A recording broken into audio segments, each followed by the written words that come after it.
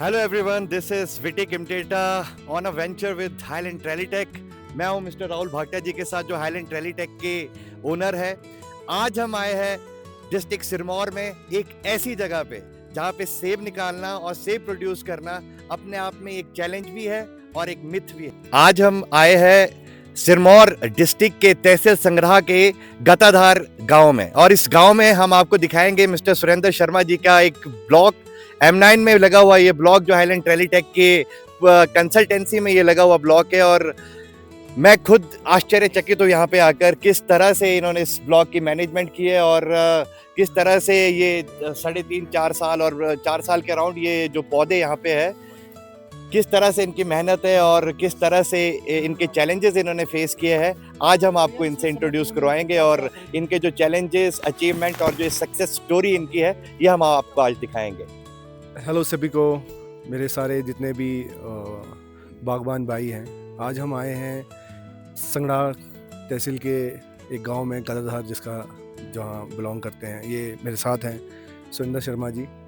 इनका ऑर्चर्ड है और इस ऑर्चर्ड को 3-4 साल हुए हैं यहाँ पर इस्टेब्लिश करके। और हमने ये स्टार्टिंग से हमारे साथ कंसल्टेंसी रही है इनकी, और इनकी जर्नी के बारे में बताएंगे। पहले मैं भैया आपको थोड़ा सा थैंक यू सो मच, आप हमारे साथ जुड़े और थोड़ा सा व्यूअर्स को बताएंगे अपने बारे में, थोड़ा सा अपना बैकग्राउंड। बिकॉज भैया was never into apple farming, this is the first time वो गए हैं और straight away in high density farming. So थोड़ा भैया के बारे में आप थोड़ा सा अपना बारे में बताएंगे भैया कि आप क्या करते हैं एज अ प्रोफेशनल। आप फार्मिंग कभी नहीं करते थे, तो आपका कैसे इंटरेस्ट आया इस चीज़ में, और थोड़ा बताएंगे कुछ। By profession, I'm a journalist, and you can call me absentee farmer also. So मैं चंडीगढ़ में रहता हूँ और काफ़ी टाइम से हमारे मन में था कि हमारी ट्रेडिशनल क्रॉप्स हम ग्रो करते थे, लेकिन हमें वो एक्चुअली आउटपुट नहीं मिल रहा था।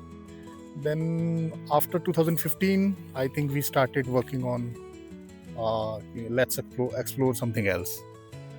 तो बस उसी कड़ी को आगे बढ़ाते हुए मिस्टर भागटा जी जैसे कुछ लोग मिले, जिन्होंने हमें गाइड किया और जिन्होंने बेसिकली बताया कि कैसे इसको हम एक्सप्लोर कर सकते हैं, क्या हमें करना है, क्या नहीं करना है। तो आपकी ना थोड़ी जर्नी के बारे में बताएंगे, वो पूछेंगे आपसे थोड़ा एक्सपीरियंस, क्योंकि आप मुझे पता है कि जब मैं यहाँ पर आता हूँ तो एक इंस्पिरेशनल है आप यहाँ के लोगों के लिए।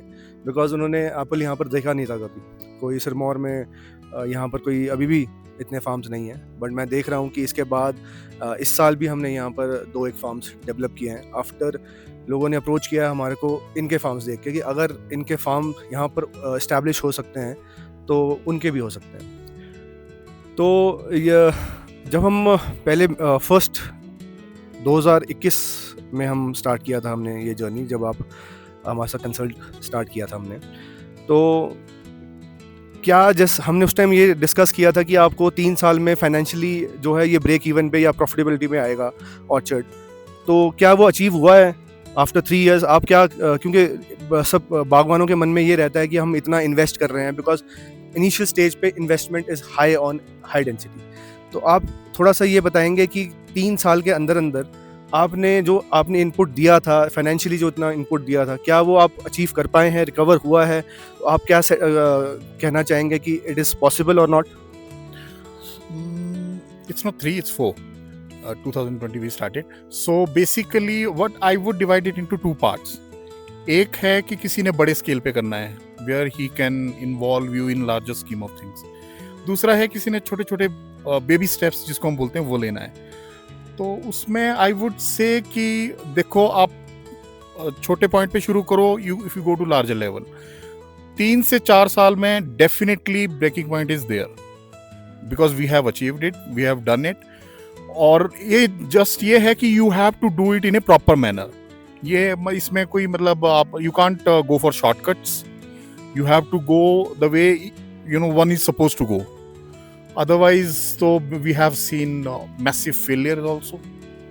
And guidance I think बहुत जरूरी है। वो आपके peers से हो, आप consultancy जाते हो, या किसी भी तरह मैनेज करते हो। और क्या अगर हमने सेकंड ईयर में प्रोडक्शन लिया है तो थर्ड ईयर में फ्रूट लगता है कि नहीं?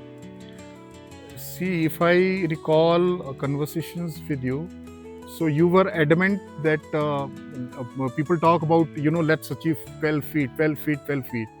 And you were of the view that let's have crop also and growth also. तो मेरे को ये चीज़ बताइए कि इनिशियल स्टेजेस में consultation, designing, layout, releasing, how important is it? I would say that is the most important part if you can invest on that. छोटे farmers के लिए it could be a problem. You can take help, जो भी कोई volunteer कर रहा है, but बड़े फार्मर्स के लिए I would say don't waste your money, go for right kind of people, मतलब पीपल जिनको पता है, जिन्होंने एक्सपीरियंस किया है, जो fly by night kind of thing should not be there. यहाँ पर लगभग कोई 12 या 1300 पेड़ के आसपास 1300 प्लस 1300 प्लस हमने प्लांटेशन करी है 4 बीघा में, एंड इनके पास वैरायटीज़ काफ़ी सारी हैं। मेनली अगर मैं गिनूँ तो 8 से 9 वैरायटीज़ इनके पास है। तो आपका एक्सपीरियंस और जो भी नए फार्मिंग में जाना चाहता है उनके लिए आप ये क्या कहना चाहोगे कि you should go for multiple varieties, या आपके अकॉर्डिंगली आपकी सिचुएशन के हिसाब से आपका बेस्ट परफॉर्मर क्या है इस टाइम पे? आपको क्या लगता है 9 वैरायटीज़ के बाद आप क्या महसूस करते हैं, what is the best for you? See best would be कि आप 2-2 4-4 प्लांट लगा के ट्राई कर सके 1-2 साल, बट इतना वेट करने का है नहीं, मतलब लोगों में इतना पेशेंस नहीं है। तो then what you can do is कि यू कैन सी कि आसपास में आपके बिल्कुल एकदम same kind of soil is there, so then you can try for that.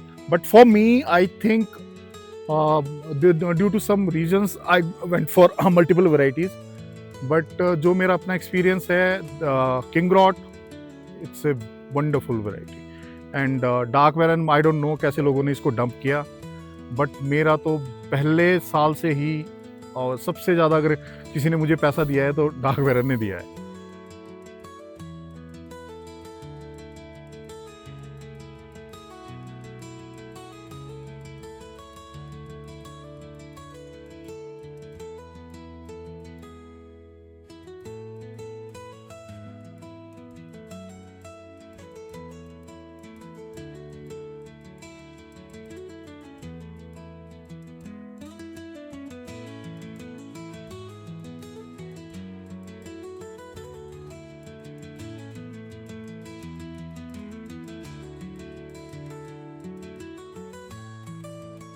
Four years में आप देख सकते हैं कि इवनली ये हाइट अचीव कर चुके हैं आराम से। आपका 12 फीट के पेड़ हैं और आप इनमें ब्रांचेस देख सकते हैं, प्रोडक्शन देख सकते हैं। So it is achievable.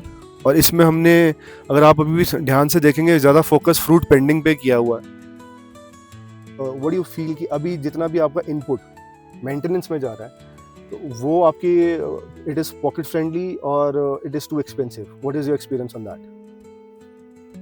I think economics जो हमने डिस्कस किया था, it has been better than that, even after the setbacks, because Covid में बहुत सारे चैलेंजेस आए थे।